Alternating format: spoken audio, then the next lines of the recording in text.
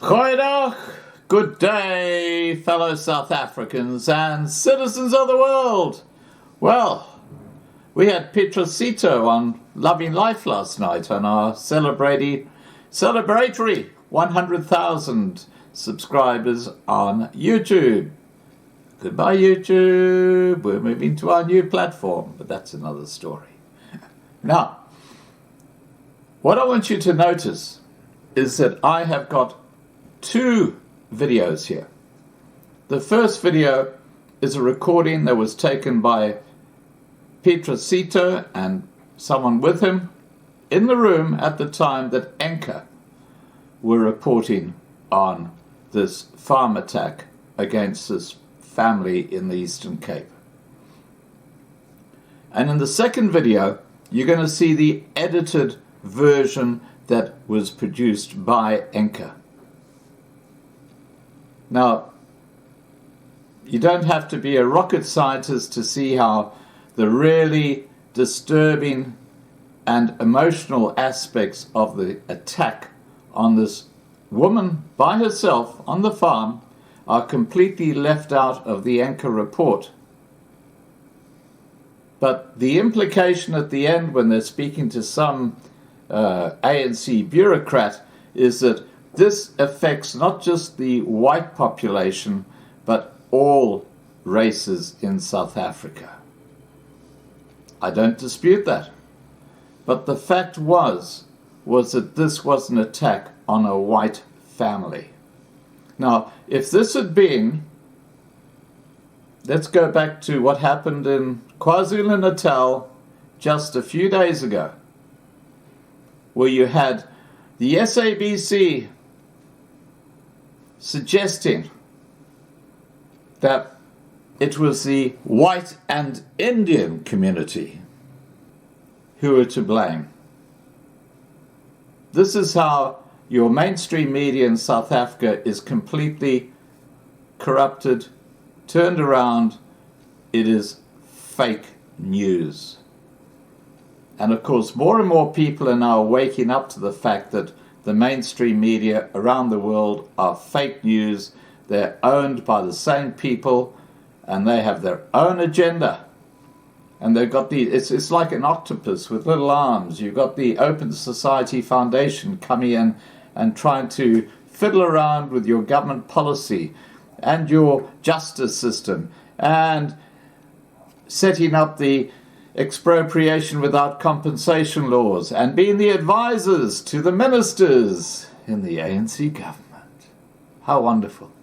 And then you got the Bill Gateses who are crawling around at SAPRA funding the whole organization which legitimizes or says no to particular drugs being used in that country. And I'm not going to go any further with that because to do so would attract a community strike from Big Brother, Censorship City. Anyway, let's continue. So you've got all these different New World Order arms that are intrusively now, like cancer, moving within the government and bureaucracy.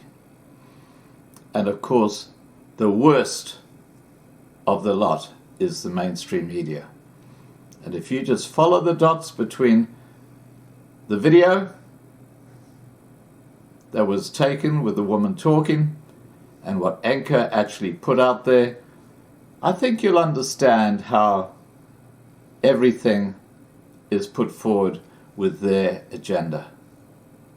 Please remember to subscribe to Loving Life on YouTube to be kept informed. Please remember to register on lovinglifetv.com to be kept informed. Please like this video, please share this video, and above all, please stay safe. Bye for now.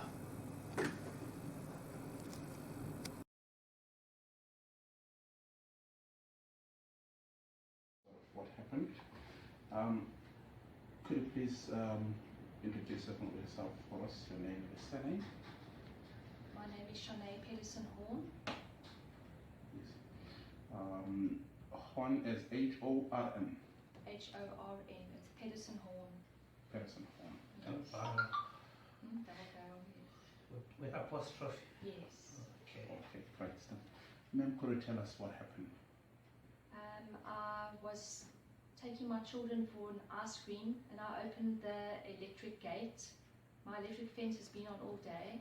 I opened the electric gate and we were walking to the car and 3 men were approaching us, but when they were quite far, I didn't think it was anything suspicious because of my farm workers that live on the farm. Sometimes we have people coming to buy cabbages, so I didn't think anything of the time until they'd crossed the electric gate that was open and they came towards us. I suddenly didn't feel easy and I asked him what they wanted and he then pulled out a gun and tried to push me inside the house. There were 3 men, 2 tall ones and a shorter guy, and they were trying to get us into the house and I was fighting them and he hit us and was pushing us and I told him we must come into the office because there's a safe here, which it wasn't. I just knew that if I got into the house I wouldn't have got out the house. So we came into the office here and they were scratching through all the drawers. I told my twins to go and call for Granny and Grandpa who live on the farm so we could get help. I was screaming for my supervisor, but he had gone on a cycle and when the twins went to go fetch Granny and Grandpa, my 10-year-old daughter stayed with me. She didn't want to leave me and they pushed us into the office here and they were hitting us. The one short guy kept on coming back with the gun and he hit me in the face with the gun and he kept on telling us to keep quiet. I then realized that we couldn't get out, so I said to him, can we just go up the road to Granny and Grandpa's house? There's a safe there with money and I can open it and give it to them, and he didn't want to let us out the office door here. After a struggle of quite a while, I was just trying to be accommodating towards them. The one was inside the house and then the one with the gun kept coming in and out. The one that was in the office with me and my daughter had a knife and was threatening to stab us. They hit us a few times, not my daughter luckily, and then I remembered that we have another entrance to the office. So while the one was standing at the door, I went around to the other office door and I unlocked it and I grabbed my daughter and I shouted and then we ran to go and get help. We ran to my mother-in-law's house.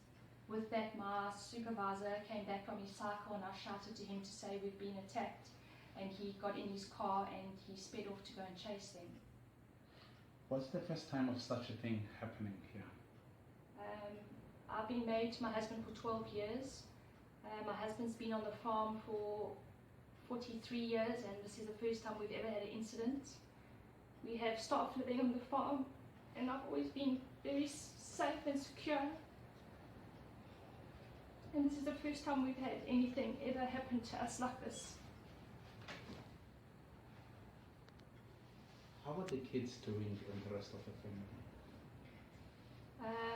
My twins are very traumatized. My 10-year-old daughter that was with me the whole time, she was screaming and shouting and she's very, very traumatized.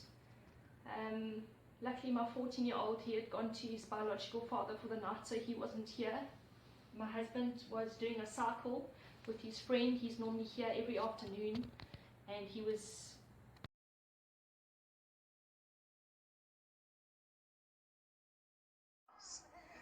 and now after this I don't feel safe at all. I just feel like packing my things and getting out of the country. Last Saturday afternoon, Petrus Sitho was attacked on her farm just before taking her children out for ice cream.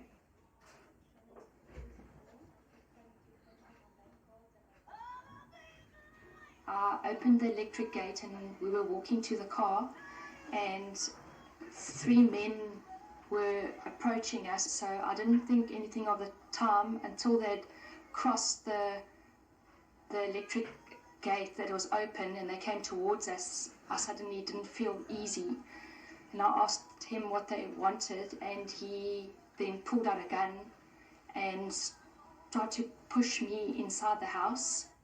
A farm worker who witnessed the robbery is now terrified. Ndiziva buhlungu because kunento eyenzekayo ngoku yabantu more special abantu bangonofama bayathekwa kakhulu kwexesha likhoyo and ngabona abantu bazisa umsebenzi. Another attack happened last week Friday at around 8 in the morning. It left the family living there traumatized. They are so scared, they asked us to hide their identity. I received a phone call from my wife. I was at the other farm and she shouted out into the phone that we're being attacked. Please get help. When the security guard got to the back door, he found my daughter lying on the tiled floor in a pool of blood and couldn't find my wife. So he went to look for her and found her locked in the bedroom. She was bleeding from the head as well. The non-profit organization Stop Farm Mirror says farm attacks needs government's urgent intervention. This thing that happened here in our South African farm attacks is very terrible.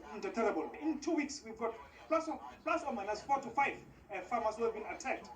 Which means, I would say that, what about the whole South Africa? We have interviewed the farmers who have been raped, killed, attacked here in South Africa. And that's why I'm saying that I will never rest.